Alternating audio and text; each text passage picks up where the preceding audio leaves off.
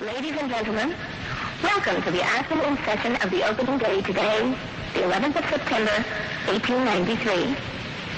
We now introduce you to Swami Vivekananda from India and request him to address us. Swami Vivekananda. Sisters and brothers of America,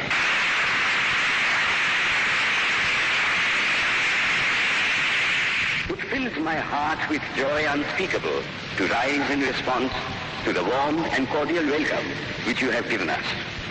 I thank you in the name of the most ancient order of monks in the world. I thank you in the name of the mother of religions. And I thank you in the name of the millions and millions of Hindu people of all classes and sects. My thanks also to some of the speakers on this platform who, referring to the delegates from the Orient, have told you that these men from far-off nations may well claim the honor of bearing to different lands the idea of toleration. I am proud to belong to a religion which has taught the world both tolerance and universal acceptance. We believe not only in universal toleration, but we accept all religions as true. I am proud to belong to a nation which has sheltered the persecuted and the refugees of all religions and all nations of the earth.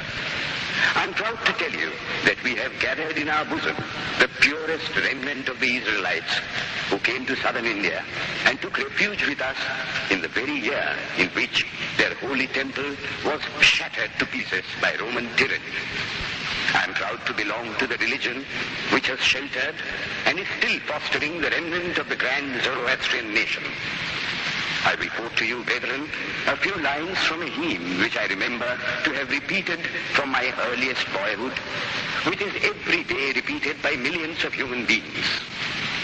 As the different streams, having their sources in different places, all mingle their water in the sea, so, O Lord, the different paths which men take through different tendencies, various though they appear, crooked or straight, all lead to thee. The present convention, which is one of the most august assemblies ever held, is in itself a vindication, a declaration to the world of the wonderful doctrine preached in the Gita. Whosoever comes to me, through whatsoever form, I reach him. All men are struggling through paths which in the end lead to me. Sectarianism, bigotry, and its horrible descendant, fanaticism, have long possessed this beautiful earth. They have filled the earth with violence, drenched it often and often with human blood, destroyed civilization, and sent whole nations to despair. Had it not been for these horrible demons, human society would be far more advanced than it is now.